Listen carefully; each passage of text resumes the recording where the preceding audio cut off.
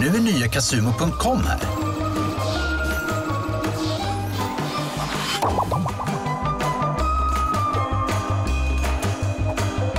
Just nu får du dubbelt på kontot och 110 gratis chanser att vinna storkovan. Casumo, ett kasino. Casumo.com.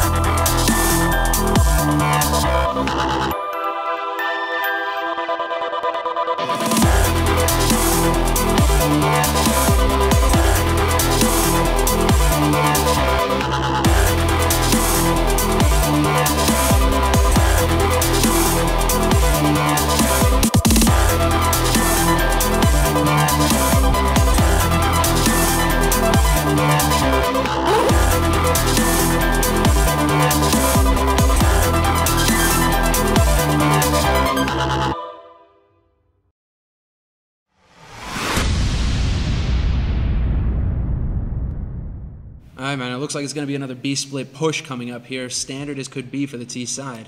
Yeah, they are getting ready for it right now. They've got two people coming out through the middle, 3 people through upper dark at the moment. There's counter-terrorist holding one guy inside the B-bomb site, one guy down towards the middle of the map. Yeah, that B-slope man on CT side is going to be the linchpin here. T side, they've managed to put the CT smoke down. No support coming in from the A site here for the defense. It's all going to come down to the entry shots here, the man making the plan. It's getting kind of cold in here. Hey man, did you leave the window open? I don't think so.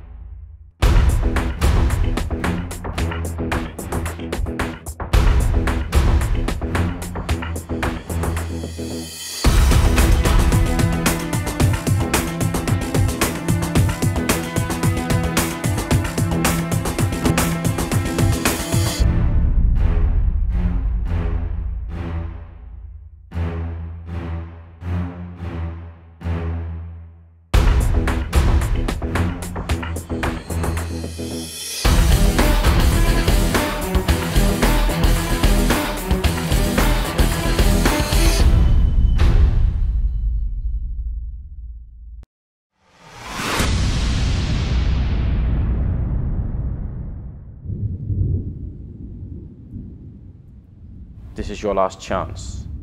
After this, there is no turning back. Remember, all I'm offering is the truth. You can take the blue, or the red pill, or the green one. What? There's a green one?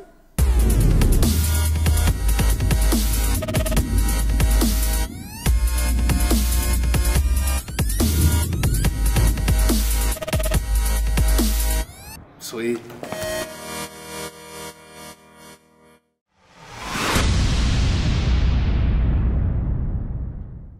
Alright, welcome back everybody to the stream. We've got a pre-show done with, and now hopefully soon we'll be ready with the game here between London Conspiracy and dAT team. So, Semler, and welcome to you, and Vendetta, you've joined us in the meantime, so welcome to you as well. Thank you. Far too kind. We're ready, man. We're ready. Everything is good. We've got the bans and picks, so we're waiting on getting those sorted out, guys. The server is up. We should have the players joining up fairly soon, but we might as well go ahead and just kick things off and start talking about this best of 3 that's going to happen right now and which maps it's going to happen on. Right. So tell me what the maps are. I'm excited because I haven't been able to check Skype in the meantime, so someone has to inform me. Drum roll, drum roll. So here's how things went. It's a 7-map pool in case any of you guys are new tuning in to the tournament. We're using the Gamescom map pool, so that includes Cobble and Overpass, and it brings in Cash as well. So Train is not in the pool. But the veto started out with London Conspiracy taking out Cobble, dAT took out Dust 2, LC responded with Nuke, and dAT took out Cash. So that left Mirage, Inferno, and Overpass in the pool. So we will be playing Mirage first, that's dAT's pick, Inferno second, and Overpass if necessary. All right, that's pretty interesting. I guess both teams were at Gamescom, so they both had an incentive to play Overpass and Cobblestone. So they should have some practice on it. If it goes to that third map, could be really fun to see how it all plays out. And yeah, I think Overpass is the preferable one. Cobblestone's still a little bit weird to me. That's just how it is. Vendetta, you know these players. I mean, especially I think the London Conspiracy guys a little bit better. So how do you feel about their chances on the maps like these? Oh, the maps aren't all that bad for them at all, really. The biggest problem for them, I guess, is the fact that they don't have PRB and Rubino as of right now. See, that's True. interesting.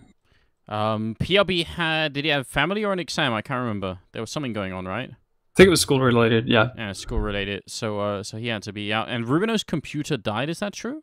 Yeah, it died Apparently. 2 days ago. So he's ordered a new one, but it didn't get here in time, so hopefully it'll be here tomorrow or the day after. Yeah. So, but he's currently on his school laptop from 2010, which isn't exactly optimal for playing CS. I don't even think it runs CS:GO. So that's a bit From of an issue. 2010, yeah, probably We could have not, held right? the tournament Yeah. in 1.6 instead. Maybe it could have worked out. That could have could have probably played it from his phone almost. Good times. Well, apart from that, I think it is going to be actually a fairly interesting match. Both these teams have had, I don't know, ups and downs. That had some pretty cool upsets, but they've also had some failures recently, I would say. Some times when they didn't really step up to the plate properly. And I don't know. I mean, London Conspiracy, I think they've been struggling. They've been struggling to find their own path against ever since Gfinity, where they did really well. But then it seems like since then they've been, I don't know, they've been making adjustments, and it's hard doing that. Well, Ven, do you want to bite on that? No, you can go first. Well, I'll tag you. I mean, it seems like LC. It's been that kind of that story of, you know, the players are picking up school again. A lot of them are students, in fact. So, you know, they're having to juggle now that school is back in action. They're all having to get into their classes, and it's just like, okay, you're having to juggle this very packed schedule that you have with CS, and then you're trying to balance in the school as well there. So, you know, as we have tonight with PRB, for example, you know, I think it's alternating weeks basically, Tuesday and Thursday for him, and it just so happens that it lands on Tuesday tonight, and then Rubino, his PC crashes out 2 days beforehand. So I mean, sometimes, you know, things work out that way, but I think that's actually going to make for a much more interesting match here, because dAT are a good team, but I think they have a real shot now at taking out LC if LC have 2 stand-ins. So we could be in for a really interesting ride here already. To start off on Mirage as well, which is definitely one of LC's stronger maps. Yeah, it is, and I mean, I really don't know. I think it's true to say that sometimes school and everything else comes into play, but I think London Conspiracy were also hit by sort of a little bit of a reality check. It seems to me like whenever a new team especially pops up and they do really well, everyone starts to notice them a little bit more, and that makes it a lot harder for them to play. So I don't think they're the only team that's experienced that kind of scenario. So I don't think actually they're playing much worse or anything. I just think other teams have started to take them seriously, and that could be a little bit rough sometimes. I think Absolutely. Like I said, I still worry for Fnatic, which are obviously our king of the hills here, or kings for this week. I still worry about Fnatic in the long run, because I really don't want to see that team end up peaking too early, like before the next major, whatever that might be. I want to see Fnatic, you know, continue on the high that they've been on right now, but it must be hard for them. They've been winning how many maps? Like, they've been winning something like, I don't know. 14-0 in September. 14-0 right now. So that's pretty impressive, right? And since the inception of that lineup, they're 33-1-2, I think. It's insane. It's absolutely pretty insane. impressive. But I mean, you make a good point, Anders. It is tough to stay on top once you start to reach that, you know, the lofty heights, and you start to get close to that, to the pinnacle, right? Where you're the top team in the world. You're playing these teams, and every time you play a team, at that point, it becomes an exercise in you just trying to find an edge, because every time you beat a team, you're giving them massive information, a lot of information as to how to beat you, whereas you're learning, you know, not that much, right? So it comes down to, like the endurance test, right? But Fnatic right now, they look like they've really found a solid style. Like Pronax has married the idea of having set strats and also playing off of the individual abilities of his players. And it really feels like, Fnatic have found that happy medium between the two, right? And that makes for like the most dangerous team, because no matter which situation they find themselves in, they can kind of bounce back and forth and adapt. And that's really tough to deal with. So I think they're going to be on top for a while at least. I certainly hope so. With that team, which we haven't, talked too much about, I guess they kind of made their way into everyone's mindsets in that one game they played against ESG, right? I think that was in a weird way that became their claim to fame. But it's not like we don't know the players on that team from beforehand. But I guess especially a young player like Flamey really made a big impact there, and he's actually, I think, proven himself a lot since then as well. He's been good on LAN, and he's been good in a lot of online matches. He's had a few where he's been not so good, but that will happen to almost everyone. In I don't know. I still think it's going to be enjoyable watching these two teams play in a best of 3. If you look at it, they had a very short run at Gamescom. They had a great run through the qualifiers, took out ESG on the 3rd map, full 3 maps, right? And ESG, it's up for debate as to whether ESG defeated themselves or dAT just, pounced and saw the opportunity and didn't let up and took that win. But, that definitely earned their spot for Gamescom. But they didn't really have the opportunity to really show what they were capable of at Gamescom, because I think like both of their maps were on cobblestone. And it was just 2 maps, that they had to play throughout that tournament, and on a map that they weren't prepared for.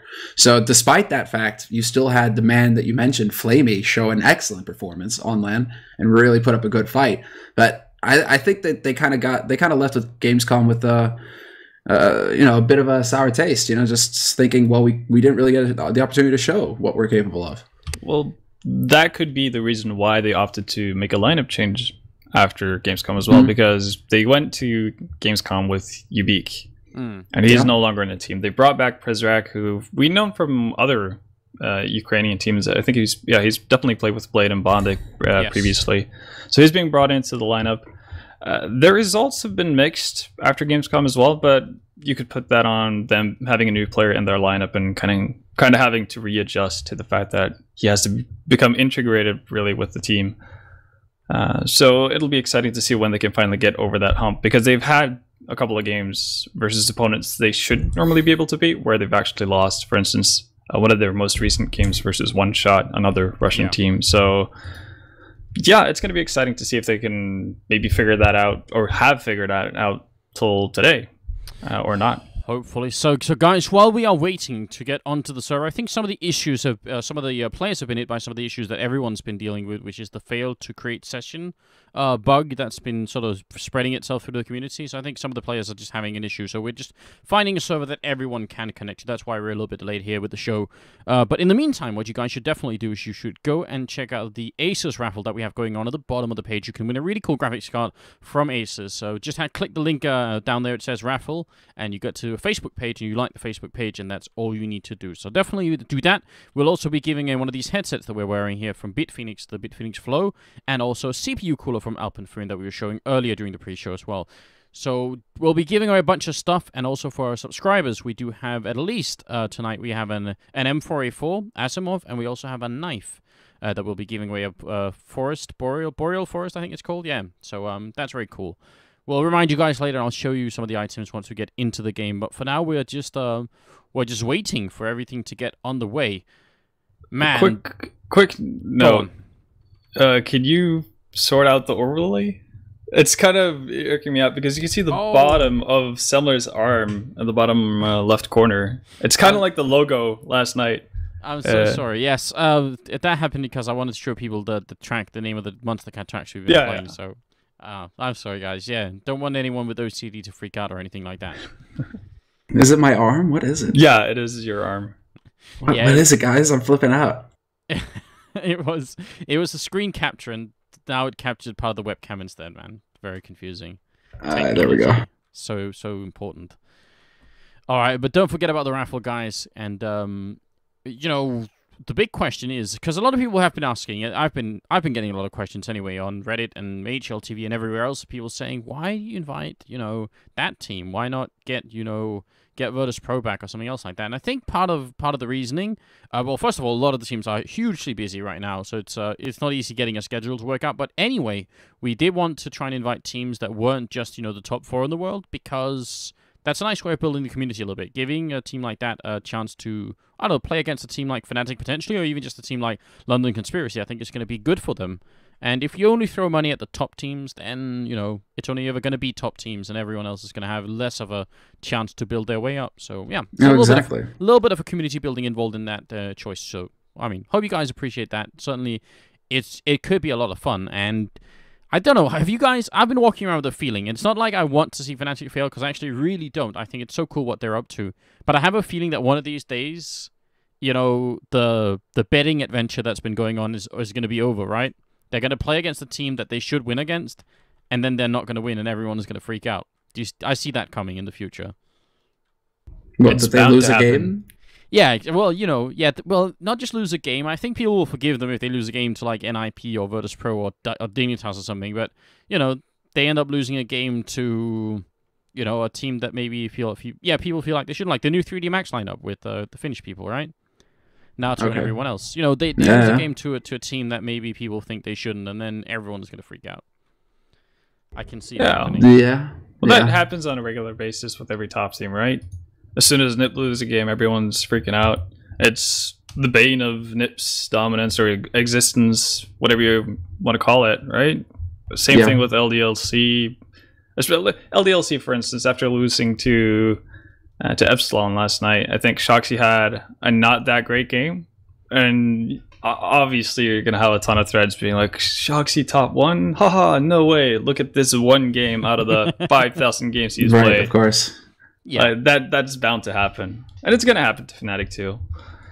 Yeah, eventually. Although, I mean, to be honest, when we saw them last night, they seemed even more powerful than they've seen in a long time. And JW were pulling some of the most ridiculous things that we've really seen. And then, there's just everyone from Fnatic just playing really well. So I'm still a bit scared. I'm wondering who's going to be the team to try and step up and knock them down. Well, I'm sure everybody's going to be trying, but that's the big question right now, isn't it? Because even the top tier teams don't seem to know how to really handle Fnatic. I mean, just the last tournament, Fnatic just trounced NiP. They delivered NiP their first 16-0 loss, I think, ever for NiP, right?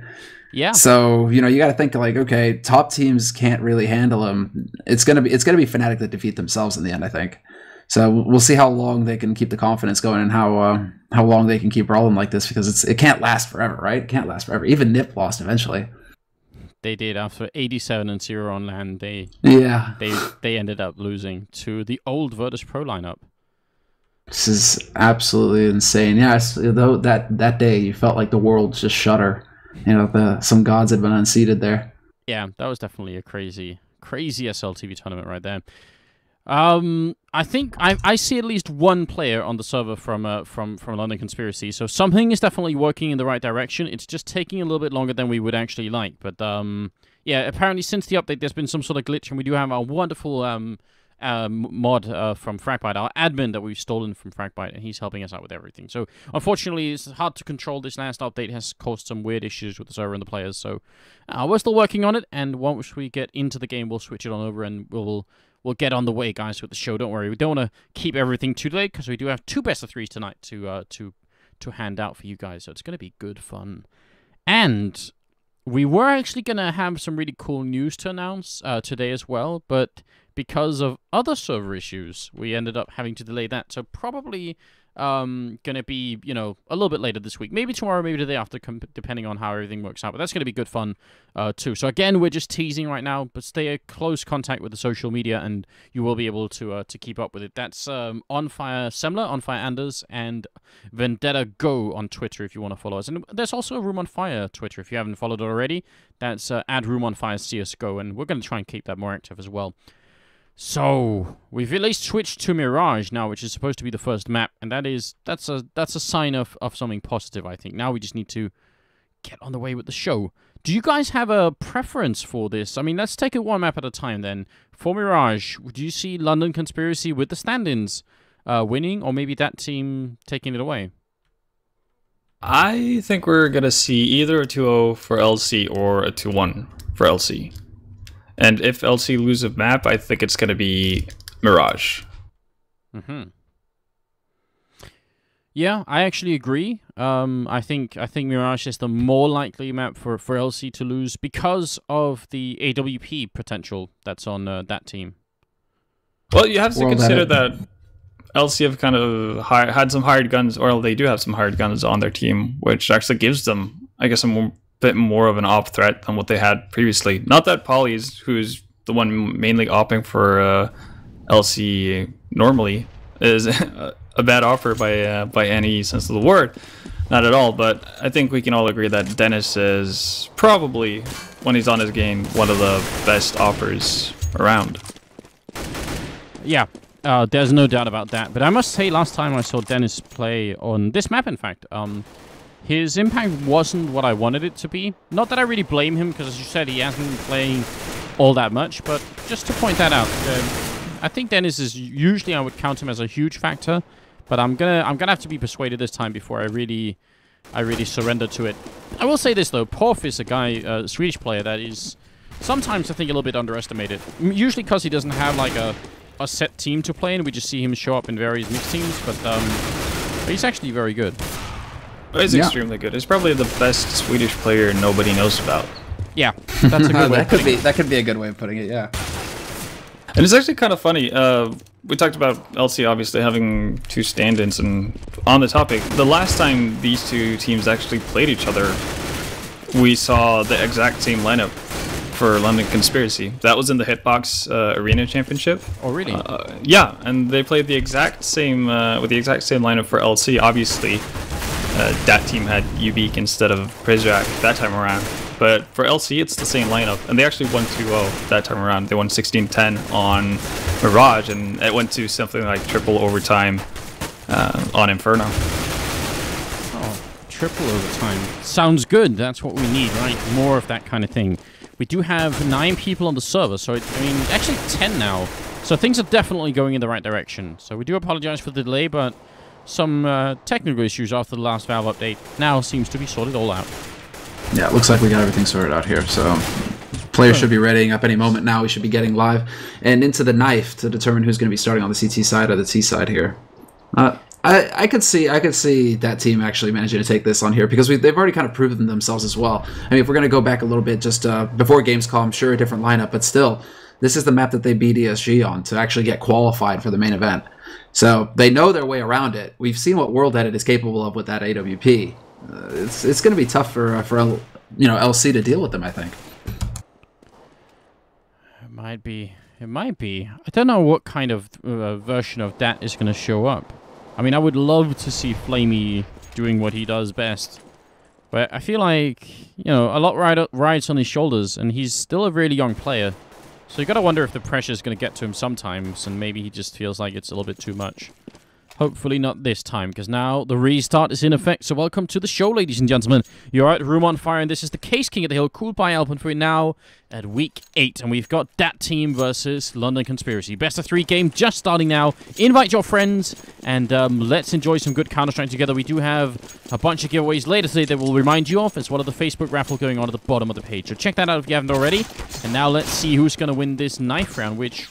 on Mirage, I guess it could be kind of nice starting on the CT side. It's not all important, but, why not get that extra advantage if you can? Yeah, that's going to be the big thing here, because it is the favored side on this map, just slightly, but still. If you're able to get a good CT start, you get some rounds together, you start getting that confidence up, right? And that could be what you need to get a win. Well, they're almost getting caught in that ladder, but... they're going to go ahead and actually pick up the first round here. So dAT team picking up that knife round allows them to make the choice. Do they want to stay on the T side or do they want to swap over to the CT side? And we'll be seeing in a moment. So yeah, straight up, no time wasted, onto the CT side. Yeah, not wasting any time at all, just going straight for it, and I don't blame them. That is the reasonable choice. On Dust 2, sometimes we see people picking CT, even though T may be a little bit favored, but I think on most other maps, you go for the more favored side just to get that good start. Now they're ready for it here. Flamey taking a fight in the middle with Polly, and not really connecting that much with any shots, while Prisrak is playing a bit of a scouting role over at the B-bomb site, just jumping and seeing if he can spot anyone early. It's not a bad idea. He needs to spot him fast. He's got a Molotov and he wants to use it. And there you go. Manages to back off, fade away Molly to block off the entrance. And they're actually going to take a little bit of damage here. LC Skirk taking a lot of damage, dropping down to 60 HP. But the site is now under control of LC. Only problem is that World Ed has already landed a sick headshot on Paul. Yeah, it's a very good entry kill. Now a lot's going to come down to Dennis in the corner. He's going to take down World Edit with the Glock shot, going for a second one here. He wants to go aggressive instead of waiting for them, and that's going to cost him his life now. It's still a 2-on-3, but the bomb is ticking away, and Blade is very low on health here. They're trying to get in, and Rain does go down, but Bondik, he's going to get flanked. Great headshot. He can't get the last one. That was a great double kill by Bondik, and it still wasn't close to being enough here. Man, that was scary. Ven, what did you think about that? For a second there, I thought that our last man alive there for the CT side may actually pull it off. To me, it felt like LC had pretty decent control. I think more or less came down to the fact that, well, obviously them having the backstop going in there, as well as Rain picking up 3 frags. It's never going to be a bad thing to have someone pick up 3 frags with the pistol. Yeah, you want to see Rain doing well as well. Like, that's going to be... He's definitely one of the heavier hitters on LC, so him getting the kills early on, starting to build some of that confidence is definitely going to help. No doubt about that. Oh, look at what the CT side is doing here. They purchased a bunch of pistols, and it's like really great show from Prisrak. Nice long range with the P250, but the problem is they didn't have any armor at all. So I'm wondering if they have something planned or if they just want to go for pretty heavy equipment in the 4th round. I think it's more leaning towards heavy equipment in the 4th round. Because, well, they picked up a couple of kills in the pistol round, so that gives them just enough wiggle room to actually pick up a few P250s and CZs without being affected, really. And if they would have gone all in, we would have seen armor, and them just picking up a few random pistols, that's just, it's not an indication of them purchasing up here in this round. Well, I think the main thing that, like, the major indication would have been them not buying anything at all. In the 2nd round, getting a bunch of kills in the pistol rounds, you know, dropping 4 guys from LC, and then not spending a dime in the 2nd round. That gets you wondering. That's like, oh, okay, maybe we go for a Famospy or something. But it's looking like right now they've invested in P250s again. So $300 spent on a couple of the members here for that team, but they haven't yet managed to find a kill anywhere. Oh, and World Ed actually gets spotted by Dennis coming up from connectors. That's a little bit annoying. He was in a pretty good position otherwise. Body shot with the scout here. Polly is going to miss one, but he's still going to be able to take down Flamey with a little bit of help from Dennis there, actually getting the kill at the end, even though Polly did the majority of the damage. Bomb is going to go down, and Prisrak, they could just get 1 or 2 kills in here. That'd be pretty good for that team. Yeah, they have a good opportunity here. Paulie is low, but he drops Praise fairly low himself, and Rain is going to be there to pick up the slack. So, 3rd round picked up here by London Conspiracy, and that one was a flawless one as well. So we can see already that this, the Swedish-Norwegian mix now are actually getting quite a bit of money on their side. But there's the big buy coming out here from that team. Fully equipped across the board. They have plenty of money for this buy round, and World Edit has his AWP. Nice. Yeah, this is what I was hoping then in you know, the other case then would be picking up one. I actually kind of wish they would have gone for a double orb or even like an auto sniper or something. World Edit will pick up the first kill on Puff, but he doesn't get away. Even the scout from Polly is enough to get that kill. So that's hugely unfortunate. That would have been a great start. Now Dennis is moving in, gets flashed once, still spraying down Bondik here, and Blade has dropped. So not a good 4th round for that team. That's not looking too hot right now. Priz and Flamey still alive. Flamey alive on short. Looking towards that A site, not going to find anything really. I mean, he could potentially catch Rain here, and Rain is going to spot him out first and gets him with the 2nd shot. Nice click there with the AK-47. Skirk, however, with the spray through into CT is going to get punished. And we're into a 1v3. Priz is still alive on this A site. The bomb is here, and he gets a nice flash through. Double spray from him, and all of a sudden we're into a 1v1. What a sick control from Prisrak. That was brilliant. Now he just has to take down Rain. He spots him out here, does a lot of damage. 1 more click's going to be enough, and he does it. Prisrak with a quad kill, and he wins the round. Clutches it in a 1-on-3. That was some sexy Counter-Strike coming out here from the CT player. Really well done by Prisrak. That drag shot, really, onto the 3rd LC player, that was just insane. That's more or less what saved the round. It's not like that team did anything special. They didn't have a especially good retake or a particularly good hold at all. That was just all about Prizrak. Yeah, sometimes that's what it comes down to, and it's sick when it happens. I mean, you're right, man. That spray control for the second kill was just ridiculous. But that's what you hope to see, honestly. Those are those clutch moments, and the guy, no fear, just goes in and gets the job done. And now that team are on the board, but LC wastes no time in striking right back. Pauly missing an opportunity to pick up the second frag, but he's going to get a chance, and Blade gets picked off. 2-man advantage now for LC.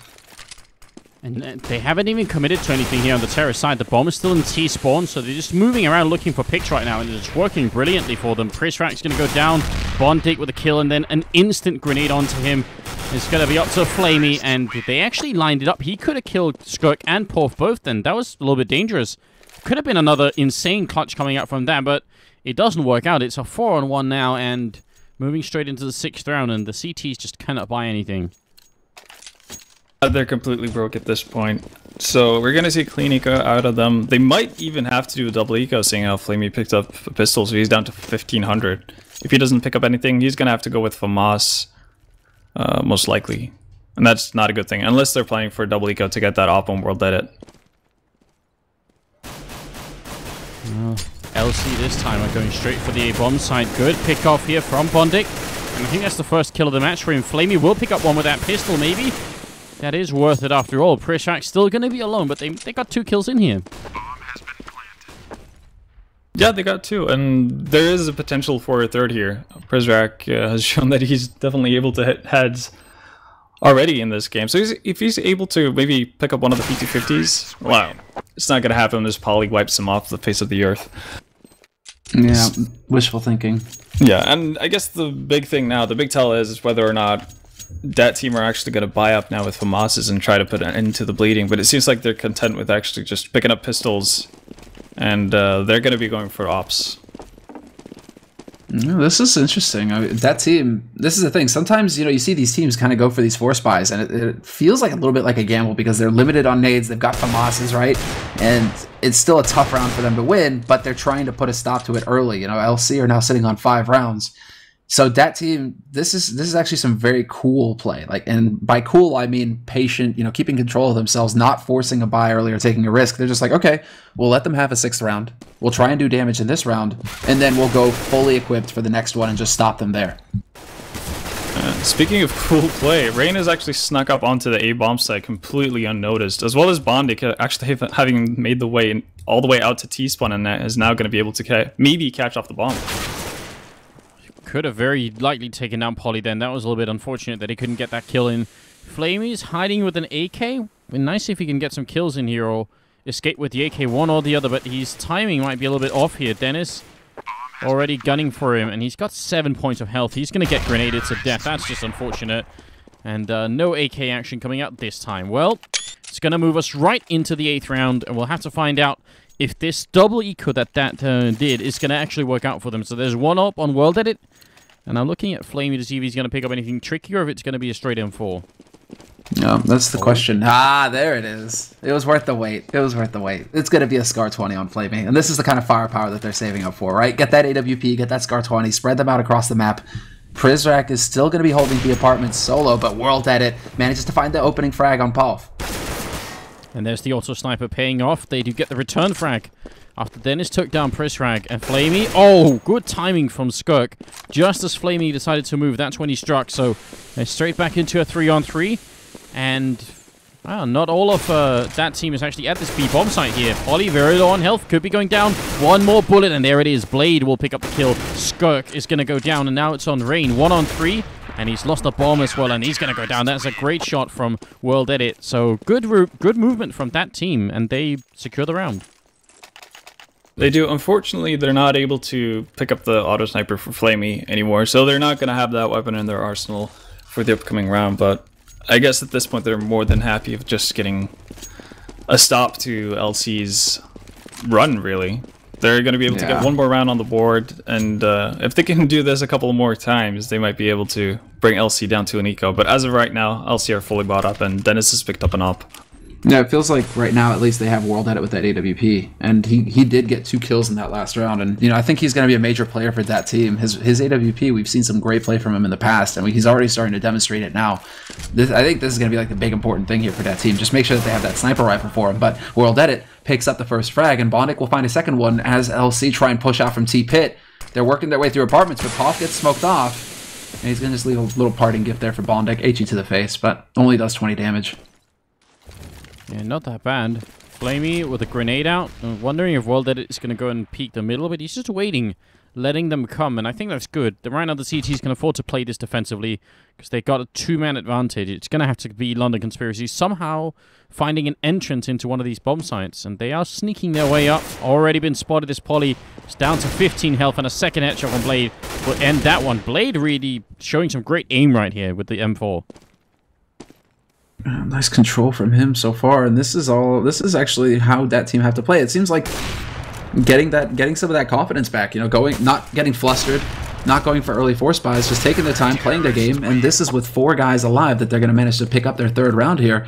And this is looking like a very solid situation now for that team because they're starting to get money on their side, and they're really cutting into LC's economy now. As we can see, LC, they only have 3 guys now who are above $1,000, make that 2. So this is excellent for that team. If they can just keep the pressure up here, LC, they may not be forced to eco because they've won so many rounds in a row, but they may be forced into force buys or limited nades, and that's going to be good for that team. It's slowly starting to work in their own favor here. If they win one more round, then the eco is going to be a reality for London Conspiracy. They're going to do a standard A push here. All the smokes and the flashes that we already know.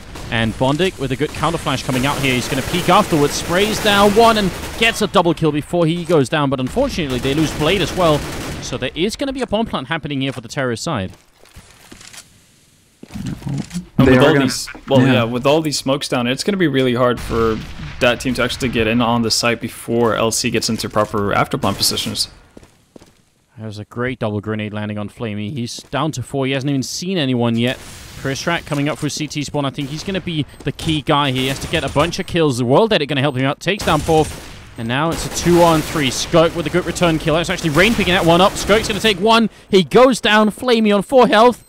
And I think he has got the time. Just enough time. Yeah, it's going to be the last second, but dAT are going to survive the round. And that's now 3 in a row from the CT side, making it 4-6. That was very nicely done there by that team. Bit touch and go there, but Ven, what did you make of the retake once the smoke cleared? More or less, the pickup that World Edit got on the site was Alpha Omega for that team in that situation. Otherwise, the 2 guys coming in from the connector area or jungle stairs, if you'd like, they wouldn't have been able to get safely onto site and actually pressure Skirk and Rain there back at the site. So that was really, really important for them. And LC actually, they forced it up this round. I guess they did get the bomb plant, and they'd already been losing a couple of rounds, so they had the round loss bonus and everything. But this doesn't start out too well for them. They already lost 2 people. That grenade is going to bring Dennis down to 21 HP, and now this is looking like a big turnaround from the CT side. Yeah, they are shaping up pretty nicely here. Oh, Pauly, 6 shot from him on B-Apps. Prizrak gets picked off out of that aggressive position that he was holding just a second ago. Pauly is now just looking to lay waste, but he's not going to manage it. Roasts to death and takes a bullet as well. And now, well, LC are kind of split up across the map. They've got the bomb up in B apartments on Dennis, who's only got 21 HP, and then they've got Skirk trying to cause a bit of a diversion over here on the A site, and he's going to do it. Rotation is coming out from World Edit right now. Did Poly just run and with the AK and get a headshot while he was running? Yeah, while the other guy was jumping down. Yeah, through the wall. Through the wall. That was so stupid. I love it. Skirk waiting in here. He's going to go down. Bondic picks up the kill. And, Dennis has the bomb. He might be able to get the bomb down, but, wow, World Edit. Very fast. And, I say that with a sort of measure of surprise, but it really shouldn't be surprised, because World Edit is actually a very good opera, and it's just, we tend not to mention it because it's not that often we get to see that team play at all. But, yeah, he's a solid rifler with that scope. Oh yeah. This is, I mean, we saw that all throughout the Gamescom qualifiers, right? Going into the majors, you know, World Edit for that was definitely the guy to watch. He kept having solid performances map after map. So to see him start to wake up now that he's got his AWP here in hand, it's going to be a smoke for execute round coming out here from LC. They're just trying to get up this T pit very quickly here, but this is an eco round for them, and they get slaughtered completely. Bondic with the quad spray down, and Blade with one. But that team, they're going to start putting more and more money in the bank. A perfect hold for them is excellent. We can see 3 of them, at least 4. They're starting to look like they're pretty wealthy. That was interesting. I swear it looked to me like Bondic was being caught completely out of position on that ramp. And somehow he managed to run and control the spray. That was a really cool spray down. Even against just pistols, that's not so easy as he made it look right there. He probably, in all honesty, should have gone down in that situation. Not a lot of... I think LC's attention got diverted between Blade and Bondic, really. So they had some people shooting towards the guy upstairs and some people focusing on Bondic close by. That kind of saved him. But really nice spray down, getting a 4K from it, so he's going to be happy about that. It's a good Molotov from Prisrak, bringing Rain down a little bit low. I wonder if the Molotov does extra damage to Rain somehow because of his name. I don't know. Prisrak going to be taking down Rain with a good shot afterwards, but they did bring down Flamey, and in the meantime, Speed Bomb Site's pretty much under attack. One more kill here for LC, and they could probably put the bomb down, but Prisrak's trying to stay alive as much as he can here. Porf is going to bring him down, and there's a good return kill from World Edit. Yeah, they should have spotted the bomb now. We have Bondic starting to rotate over, making sure that nobody's lagging behind, but World Edit is pretty much locking down this site single-handedly. He's got 3 frags already. Dennis, the last man alive, gets spotted out at the entrance to B apartments. Bondic is going to box him in, and World Edit is going to be waiting on this site, but this is a 1v2. And I'm not too sure at this point. Yeah, Bondic is going to start rotating back to the B site to make sure he covers with his mate, because World Edit alone leaves Dennis a chance. But if there is Bondic to back up World Edit, then all of a sudden, this should be a DAT team round. It should be. Dennis trying to duck and hide in the smoke, but as soon as they see him, it's game over here. 8 seconds left. There's really nothing Dennis can do any longer. I'm really not sure why he's just not trying to get away. He's dangerously close to them right here, and World Edit, if he jumps once, he does. Dennis misses the shot. He goes down after the time has run out, which means he doesn't get the loss bonus. He's at $100 when the rest of his team can buy, so that is actually a pretty critical misplay from Dennis's point of view. It's not great, especially seeing how that team are starting to really get into this. That's 6 rounds in a row for them. And, well, obviously LC are going to have the money bonus from losing 6 rounds in a row, but it's not really enough to get a proper buy. And World Edit already showing that he's definitely in this match now. That was a pretty sick headshot on him to start. Flamey on short is going to manage to pick up Polly, who was waiting at top mid, and now that team, and again, a 2-man advantage, not too much damage taken apart from on World Edit, and they're in a pretty decent position here. There's 1 man pushed up to the bottom of mid. That's going to be Pauf waiting around connector, hoping to catch somebody peeking up on short, peeking around from connector, but no targets are offering themselves for now. Flamey is just going to be holding here for that team on short, and he's got help from World Edit, so they're looking to try and just shut this down, but Flamey gets picked off, and this could be the start of things here for LC. Oh, it's a great second headshot from Porf, and they could find World Edit. He's going to walk right into the crosshairs, and Dennis will take him down. So straight from a 5-on-3 into a 2-on-3, and another one goes down. It's Bondic dying to Skirk, and Prisrak gonna have to try and clutch this 1-on-3. I mean, this is a really costly round for that team. I don't know, I mean, London Conspiracy played it well. They just waited for a long time, and the CTs became restless, went looking for them, and they got picked off. And they heard him. They heard him jump out from window into mid, so they know where he's coming from as well. Pauf is just waiting around the corner. Skirk has got Overwatch from A apartments. It's going to still be a free kill here for Prisrak, but at this point, he's walking into a crossfire on this A site. Skirk can show himself, but that's going to open it up for his teammate, Dennis, to just go for the backstab. Somehow, Prisrak still finds the shot, but he's not going to get the final one. Not this time. LC, don't let it happen. A little bit scared, but there wasn't that much time left either, so felt like that wasn't gonna happen. So I don't know, Vendetta. How did that team just? I mean, should they have looked like they did, or was it just LC hitting some 6 shots that won that round? Well, in the case, it's not something they haven't done in the previous round where they have been successful. So I think it came more down to the fact that Pauf was able to land 2 pretty sick headshots in that round, and that's kind of what opened everything, because that forces World Edit to actually peek out into mid to try to get some sort of map control and some sort of information that the rest of the team can work off of so they can rotate properly. And if he doesn't do that, then they're just playing completely blind. And you'd never want to do that. Opening kill happens on Rain. A good second follow-up here by Blade to take down Skirk is looking good. Maybe that team could finish up with the last round here. Bondic's going to go down, so actually somehow it's still into a 2-on-2, even though that team had the great opening, and well, did it goes down as well. It's a great double kill from Porf, leaving Prisrak to try and clutch it again. He seems like I mean, it's obviously because he's holding the B bomb site. He's the guy coming in last to try and see if he can save the team. Yeah, he's not getting a whole lot of action over on that B site, but let's see if he's going to be able to clutch it once again. He's already spotted out one guy here for LC down in pit. He's going to find Polly. Good kill there, but that opens it up for Paul, who does not let that opportunity slip past. LC will finish with 8 rounds now after the first half. That team faltering at 7. I'm curious to see now how that team are going to shape up for the T side, because I don't think that this is as big a disadvantage here for them. The reason I say that is because LC still have a bit of a mixed team going into this right now. So CT side, it's still going to be guys, trying to set up how they're going to be holding, etc. And that team have a little bit more practice, perhaps, on their T side executing the strats. So let's see exactly how things shape up as we get into the second round pistol. And I mean, 8 rounds, I think, of the first half is something that the Norwegian and partly Swedish now team is going to be pretty happy with, I think. It's not a bad first half by any means for LC. They're definitely going to be happy about it. Probably would have liked a couple more rounds, seeing how they started off the game 6-1. But in the end, you kind of have to live with it, and it's a perfectly fine result to live with. Look at this rush coming into the B bomb site. It's the terrorists going for it, and Polly and Dennis will pick up 2 great headshots. Polly looking for a second kill if he can, and he's going to get it running. Oh my god, Polly, are you joking? That is a quad kill from Polly. Left, right, and center. He turns, I guess, almost 360 degrees to get all those kills. That is just absolutely amazing.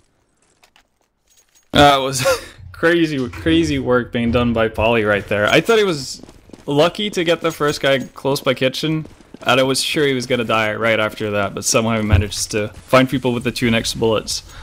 That was just crazy, and there's not a lot you can do about it if you're that team in that situation. That was just a thing of beauty. It's not every day. That's like Olafmeister clutch level sort of beauty, basically, where you do what? You turn 90, and then you do a 180. Yeah, you turn 360 pretty much to get those kills. So, what's up? But that's now going to be LC picking up the second round. Well, the pistol round, the second round. Going into this next round, that team have yet to get a plant, and it doesn't look like they're going to change things up. They're going to go for another eco round here. So, P250s for them. They're waiting to have a full buy. And I'm pretty sure this is because they want to get World Edit with that AWP. They don't want to be skimping any and taking any early risks. They just want to get a fully bought up round here under their belt for their first buy round. Yeah, that does make sense. Grenade down here, and Dennis with a really good follow-up. One with the grenade, one with the FAMAS, and up the middle. They are going to be able to bring Dennis down eventually, but while Flame is trapped behind the cart, grenade to follow is going to force him out.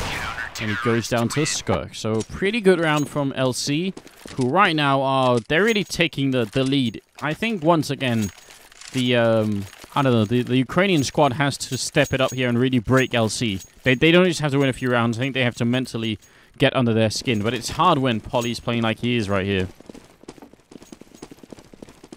It certainly isn't easy. Polly, in particular, man, he is on a tear right now. World Edit as well, and this is it. World Edit's got that AWP, but he gets peekabooed by Polf at the top of mid, and that's not going to help things here. LC going for a very aggressive push up to mid with the cover of that AWP from Dennis. Another flash in, Bondic misses his shot, and that's 2 kills for Poff, and they haven't even taken damage yet. Skirk waiting for the underpass push, cuts them down as they come through the smoke, and LC are just prepared for everything.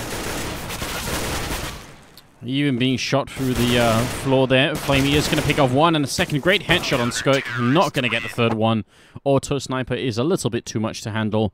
And that's going to be a 12th round for London Conspiracy. Vendetta, what went wrong that round for the terrorist side here? Well, obviously the fact that World Edit gets picked off at the beginning of the round by that aggressive push is going to be a big damper on what that team were trying to do, because they've used him, at least on the CT side, they used him heavily to actually, or relied heavily on him to get entry frags, which worked out really well for them as the first half went along. Him getting picked up that early makes you lose complete control of mid, and mid is obviously a pretty big part of how you take over Mirage, like how you play Mirage's T. It seems like nothing is going to stop the CT side here. Dennis re-peeking for a third time with the auto sniper and does get a triple kill. He's top fragging right now, so my fears about Dennis maybe not being on point, at least here on Mirage, definitely are unwarranted. He's got 24 kills right now, and it's going to be another buy round for that team, so it kind of has to be now if it's going to be at all in this first map. No, I mean, this is it, basically. If they don't win this, they're going to be on a force buy going into the 14th round for LC, at least. So they're not really going to have too much firepower to stop anything from happening. World Edit expecting the jump down from window there by Dennis. Picks up the first frag here for that team. They've spotted out Poff at the top of mid again, and this time around, Poff not having the cover that Dennis provides with that AWP leaves him completely exposed. LC are going to start floundering here.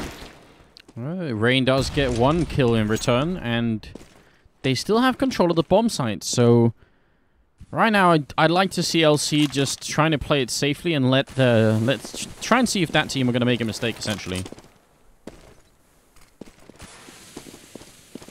I'm still wondering to see exactly where that team are going to evolve here. They're going with the bomb up into the whorehouse. They're looking like they want to get up here, perhaps work their way in through window, but Skirk is already covering, looking through window to short. If that smoke had cleared a second earlier, he would have had a freebie frag there. That team now coming up from connector, and World Edit taking point with that AWP, gets the first frag and clears things up on the site. They're going to be able to get in here and actually get this plan. Yeah, Skirk flashes in once, but should be a bomb plant happening. Can't do enough damage. The Molotov as well. And I kind of want to see the remaining LC members just try and save, though. Polly will pick up a quick kill on one, goes for a second one. Not going to make it happen. World Edit with the triple. And that team, I mean, if they had to put on the brakes somehow on LC, and maybe this is the round where they manage to make it work. Skirk really can't do much in this position. He's definitely going to be looking to run away. The only thing is that Bondic is hot on his heels right now, trying to wrap around through B. Skirk sees it coming, though, and he's already looking towards short, towards that B entrance. He's waiting up in the house, and he's just going to be waiting to see if Bondic is going to round that corner. So this is still an interesting situation here. Skirk might have the time to be able to get a kill and be able to save. And he does. He gets that frag, and Priz, World Edit, they aren't close enough to pick him off. So LC actually going to manage to hold on to that rifle, which is pretty good. I mean, they still had quite a bit of bank going into it. Like one guy with $12,000, going into this round. I think that was Pauly. So, they still had bank, but holding onto a rifle makes a difference here. It means that LC are going to have a bit of an easier time not losing the momentum that they've got so far in the second half. It also means that they do have the potential to actually buy up if they lose 2 rounds in a row. Look at this movement from Torf. Just very, very aggressively. Just actually bunny jumping into the apartments. Bondic will take down one, though. He can get a second kill, and he will. A great return coming out from that team. Now, Dennis, defending the bomb site with an AWP, is going to take the kill, but still a 2-on-2. And look at World Edit. This is some real aggression coming out here. Gonna flashbang once. Just fighting at point-blank range with Dennis, basically.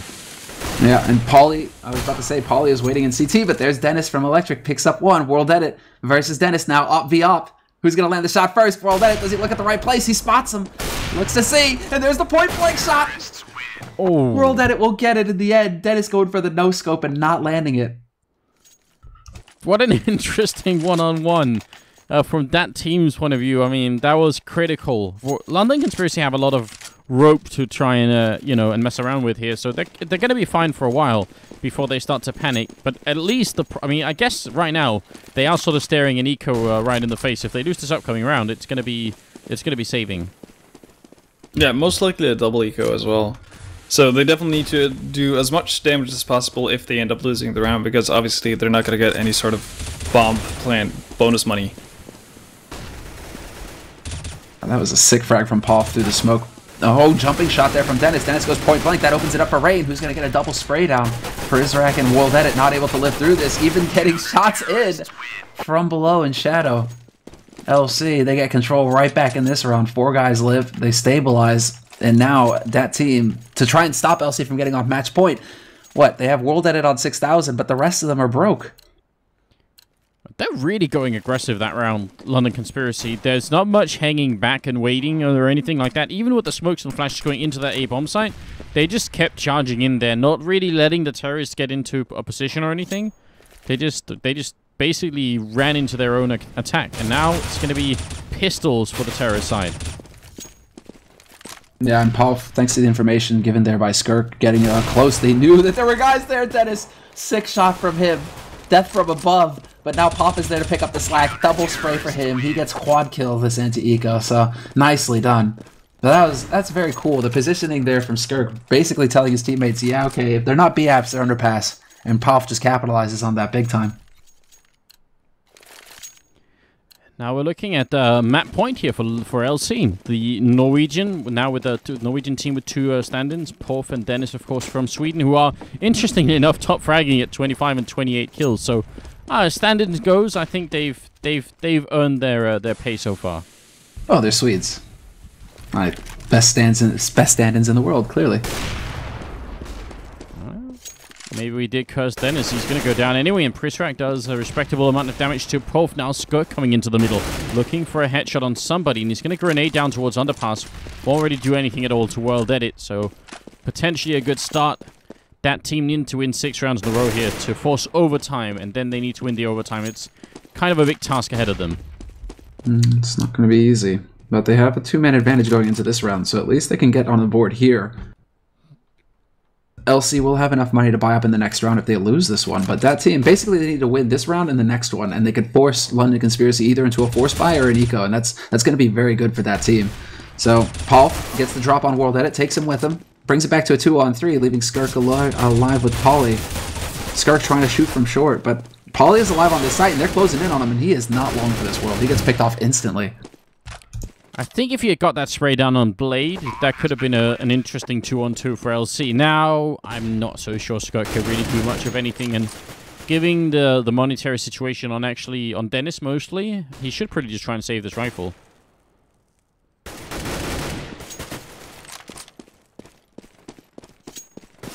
Yeah, Skirk seems to be agreeing with you, Anders. And it is definitely the smartest choice to make. However, it might be a bit difficult because you can see Prisrak is already on the hunt. Well, he wasn't on the hunt for long. No, not for long. The hunter becomes the hunted.